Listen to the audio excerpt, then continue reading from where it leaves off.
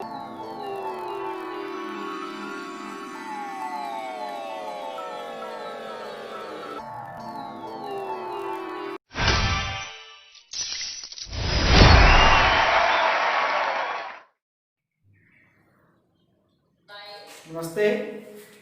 सभी छात्र छात्राओं का किरण क्लासेज में स्वागत है। इससे पहले हम पढ़ रहे थे संधि प्रकरण। संधि प्रकरण में संधि की परिभाषा हो गई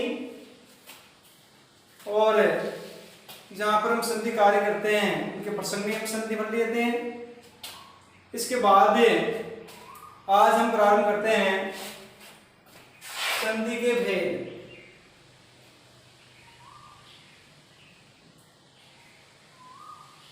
संधि के भेद। संधि के भेद में व्याकरणाचार्य है बटोजी दीक्षित। बटोजी दीक्षित ने सिद्धांत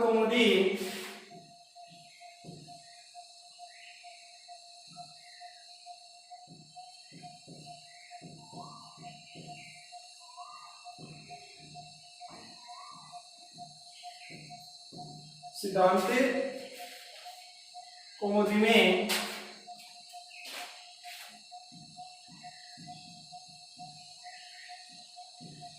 संधि के 5 भेद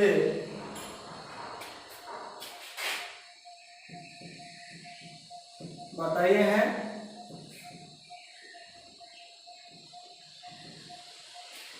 बटोजी दीक्षित व्याकरणाचार्य, इन्होंने सिद्धांत कौमुदी नाम से व्याकरण ग्रंथ लिखा। इस ग्रंथ में संधि के इन्होंने 5 भेद बताए, जिनमें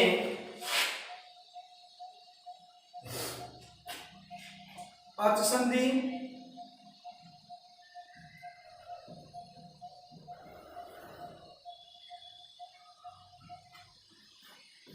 इसे हम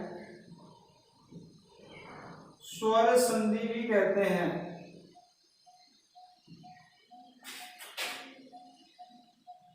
दूसरे नंबर पर है प्रकृति भाव।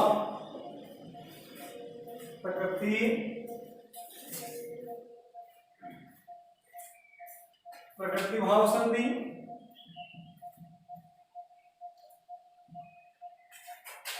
तीसरे नंबर पर है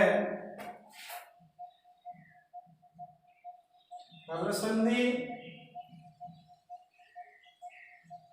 हल संधि को हमने व्यंजन संधि, व्यंजन संधि,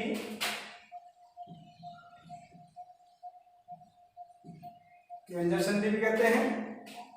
चौथे नंबर पर है विसर्ग संधि,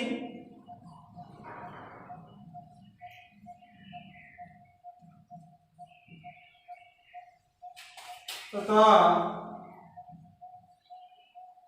5वें नंबर पर है स्वादि संधि। स्वादि।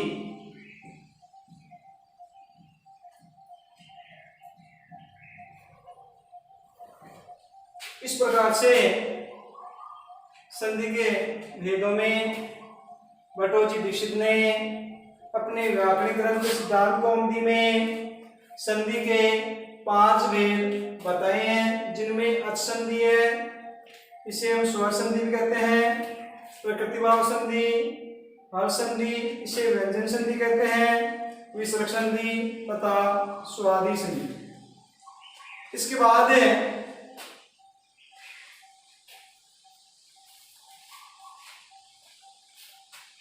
बाद आगे 2 नंबर पर व्याकरणाचार्य वरदराज आचार्य ने भी संधि के भेद बताए हैं।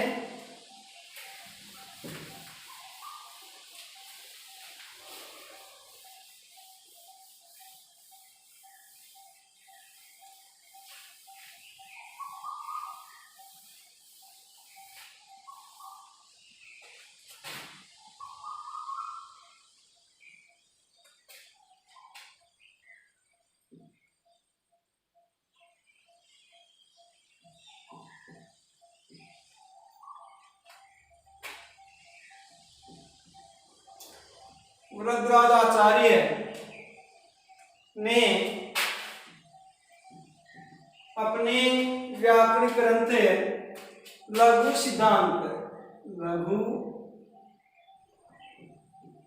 व्याकरण ग्रंथ है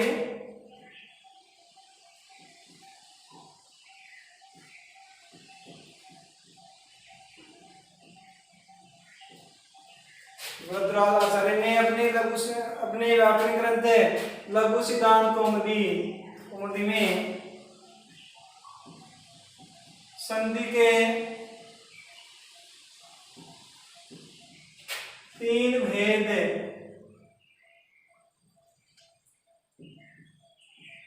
बताए हैं।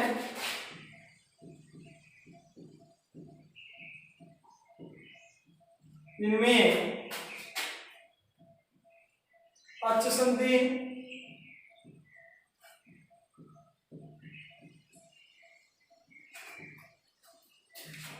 दूसरा नाम है इसका स्वर संधि,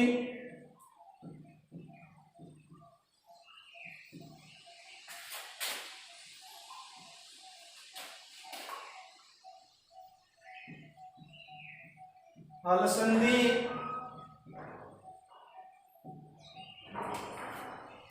इसका दूसरा नाम है व्यंजन संधि,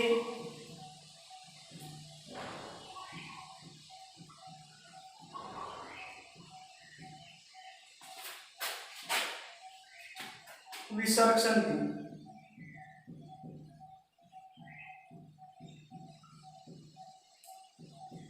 इस प्रकार से वरदराज आचार्य ने अपने व्याकरण ग्रंथ लघु सिद्धांत कौमुदी में संधि के 3 भेद बताए हैं, जिनमें असंधि है, हल संधि है, विसर्ग संधि है। पढ़िए।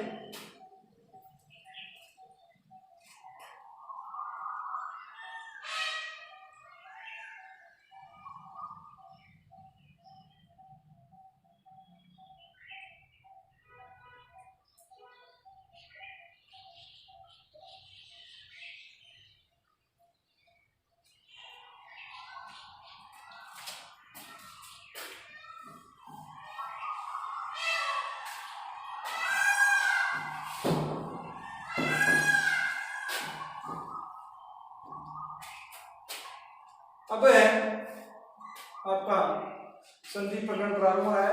इनमें अच संधि, अच संधि प्रकरण,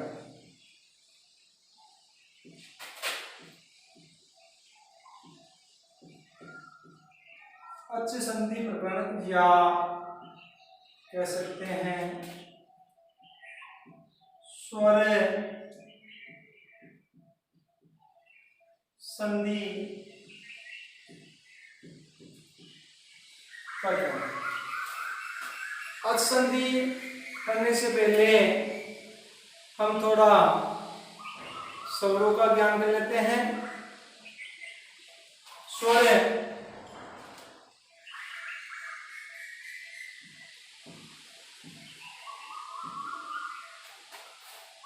स्वरों में सम स्वर है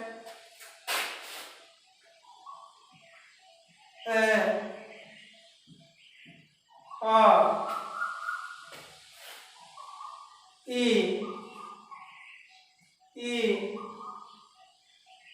उ,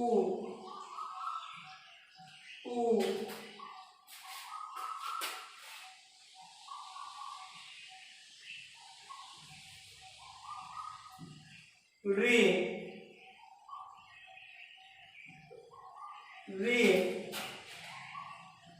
ए, आई, ओ, औ। ये स्वर है। अब इनमें से इनका विभाजन किया गया है, जिनमें ह्रस्व स्वर,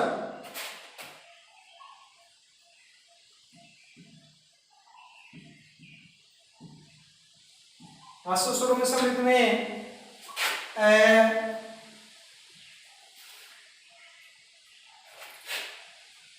ई, उ, री,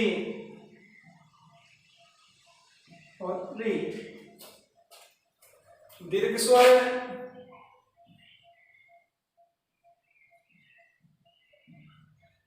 इनमें से दीर्घ स्वर छाटेंगे तो आ, ई, उ, इसका दीर्घ नहीं होता है, इसका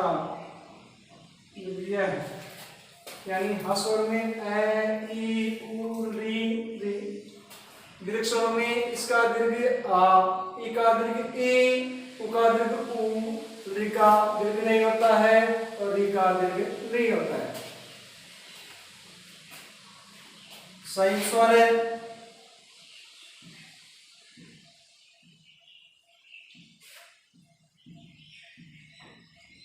संयुक्त स्वरों में ए, आई, ओ, औ, ये 4 स्वर संयुक्त स्वर है। बताइए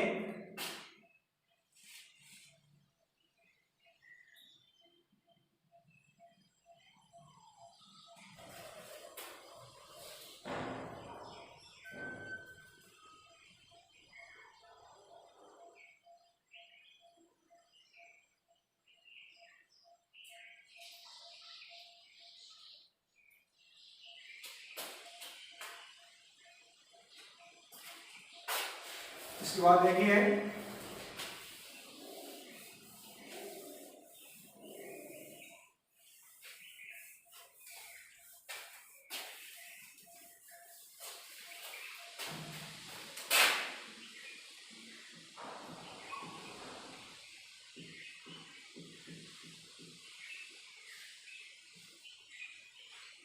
परिभाषा इसकी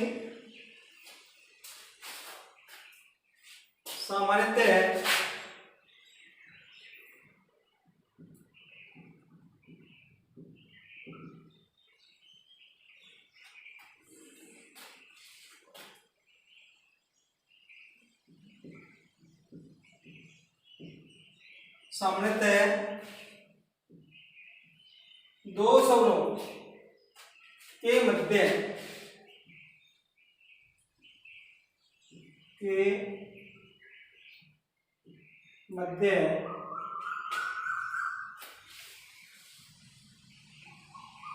जब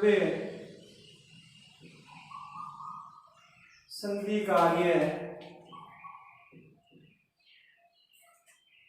होता है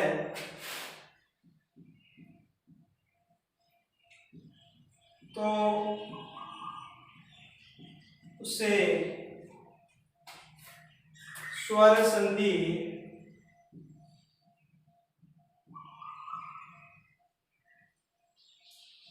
या अच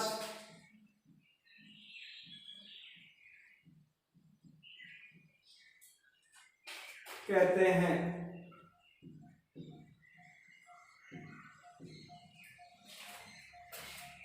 या ऐसे भी कह सकते हैं दो स्वरों के मिलन को ही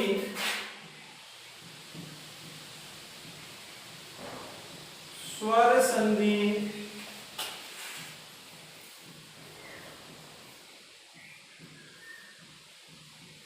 कहते हैं।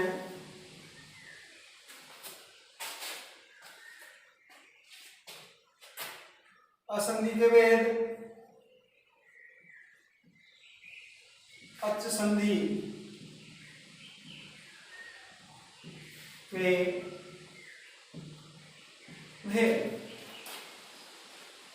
अच संधि के भेदों में सम्मिलित है सवर्ण, स्वर्ण, सवर्ण दीर्घ,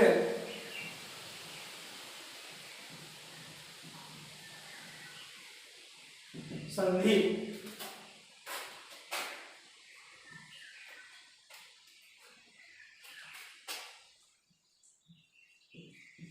गुण संधि, दूसरे नंबर पर। फिर है वृद्धि संधि,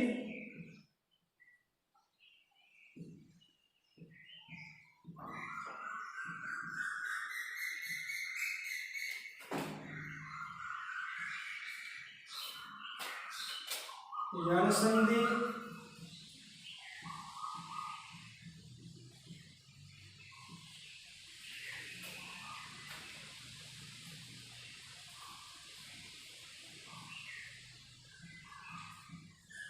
पूर्ण रूप संधि,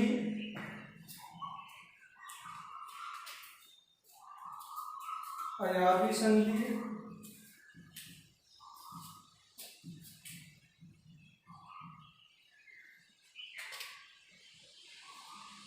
फिर है पर रूप,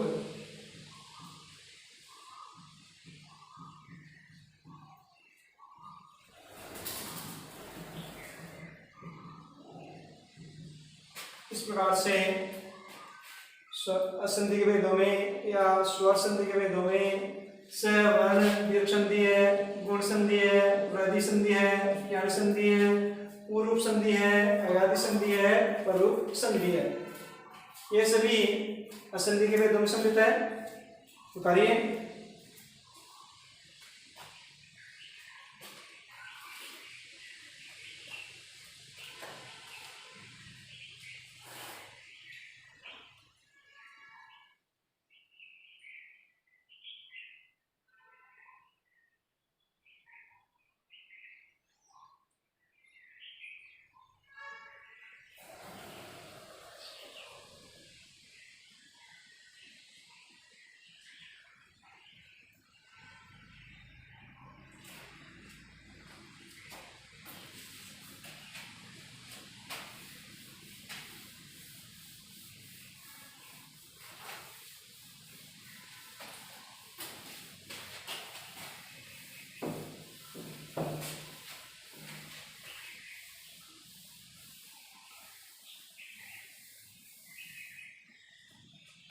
अच्छे संधि के भेदों में हम लेते हैं पहला भेद सवर्ण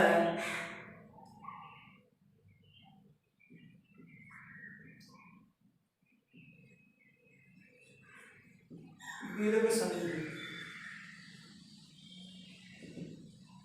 सवर्ण दीर्घ संधि। पानी ने सूत्र दिया इसका अकह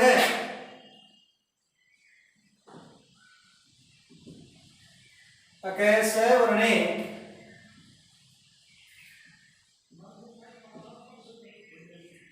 दीर्घ है। अकह सवर्णे दीर्घ है। अकह सवर्णे अपि अकह सवर्णे अपि पूर्व परयो दीर्घ है।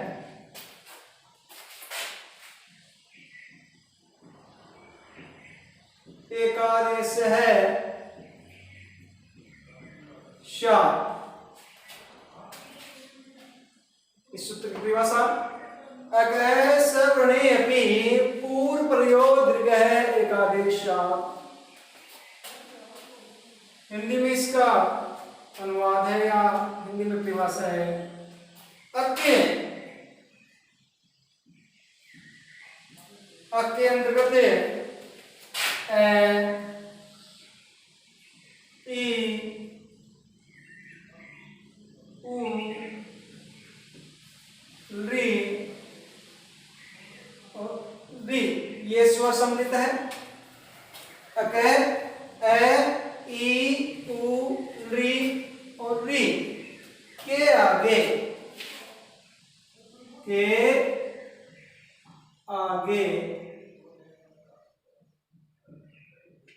सवर्ण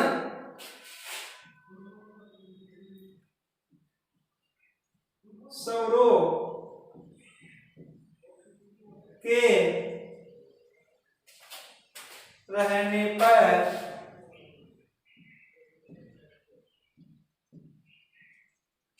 दीर्घ एकादेश होता है।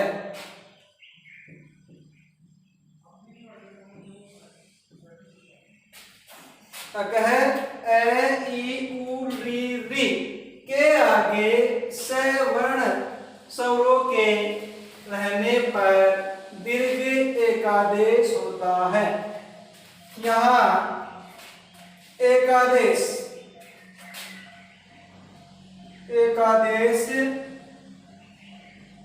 का तात्पर्य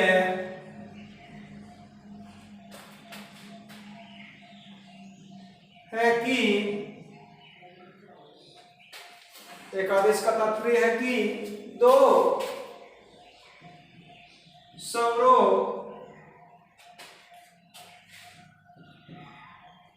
के स्थान पर दो स्वरों के स्थान पर एक ही स्वर के आदेश होने से है। एकादेश का तात्पर्य है ताकि दो स्वरों के स्थान पर एक ही स्वर के आदेश होने से है।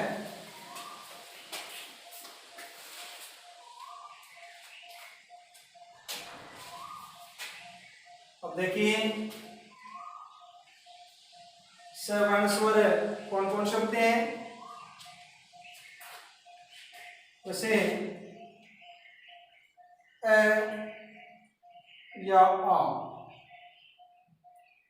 के बाद अ या आ आए तो दोनों सवर्ण स्वर के स्थान पर दीर्घ एकादेश होगा।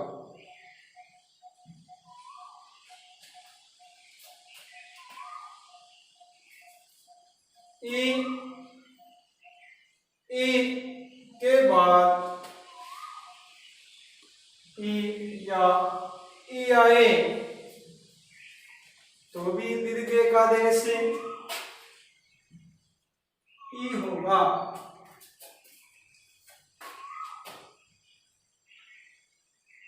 उ या उ यानी दीर्घ उ के बाद उ या दीर्घ उ आए तो दीर्घ एकादेश उ।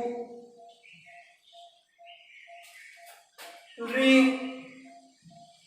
के बाद री आए तो री यानी कह सकते हैं कि री वर्ण का दीर्घ नहीं होता है।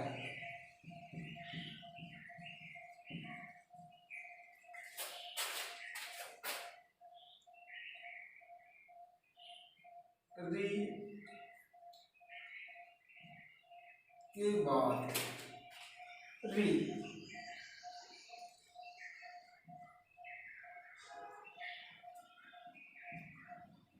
दीर्घ री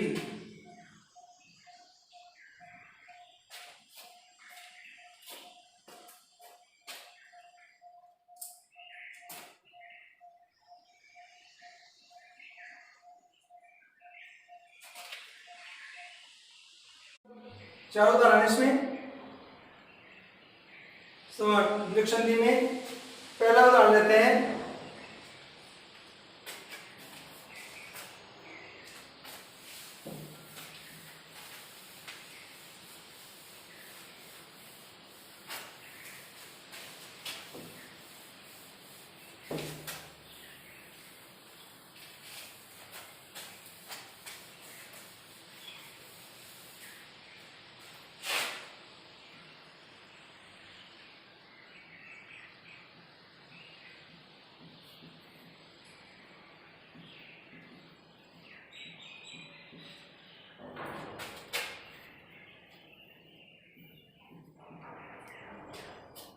देखिए ए या आ के बाद ए या आ आए, या ऐसे कहते हैं कि ए के बाद ए आए तब भी दीर्घ आ होगा,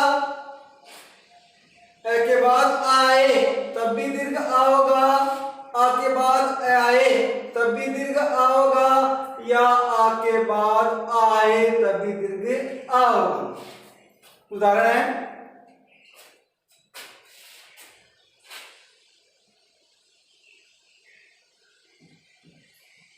देखते अरी,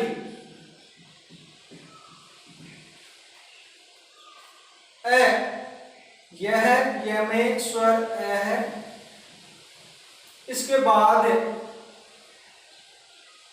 स्वर ए के बाद ए स्वर आ रहा है, दीर्घ दोनों स्वर स्थान पर, दोनों सवर्ण स्वर स्थान पर दीर्घ आ, दीर्घ है तो ए और ए आ, देखत्यारी, क्या सब बना देखत्यारी।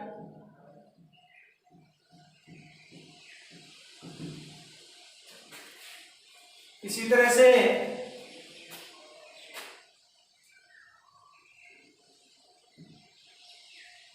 देव आलय, यहां भी देखो देव का अंतिम वर्ण वह है, वह में स्वर अ है, पर अ के बाद आ स्वर आ रहा है, दोनों सवर्ण है, जहां दोनों सवर्ण हो गए वहां दीर्घ सवर्ण यानी आ क्या बन जाएगा, देवालय है।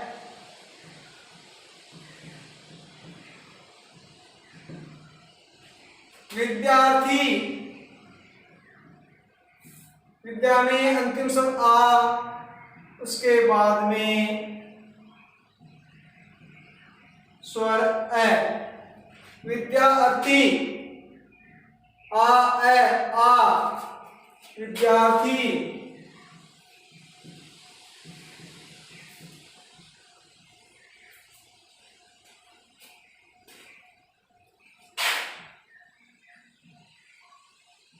हिमालय है, हिमालय।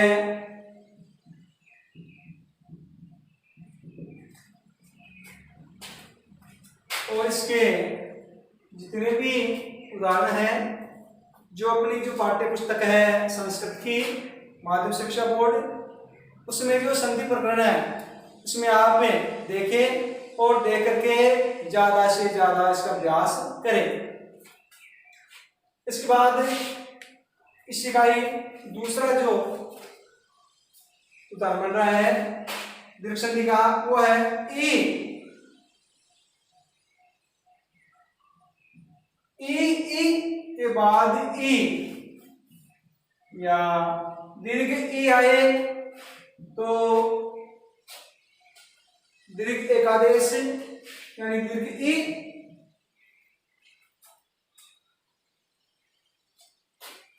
उदाहरण है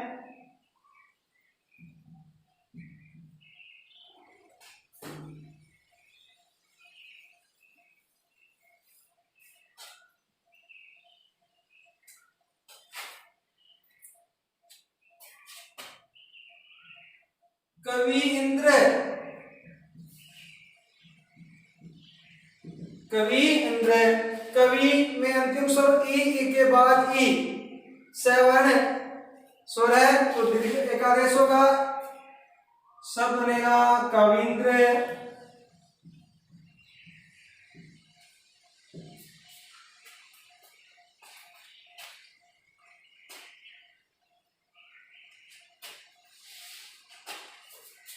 उतारिए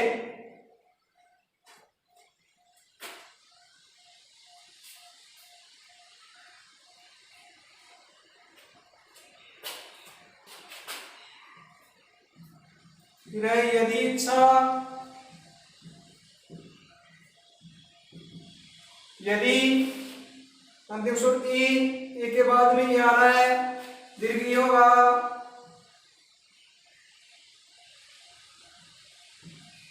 यदि इच्छा। श्री धनेश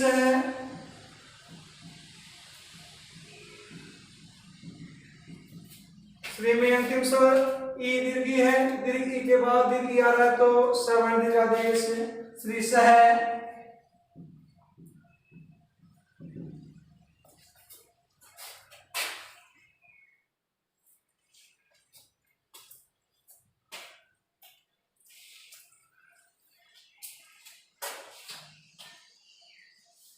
तीसरे नंबर पर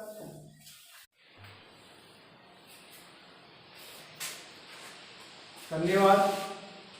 आज इतना ही, अगले वीडियो में आगे बढ़ेंगे हम दीर्घ संधि के दीर्घ उपयोग।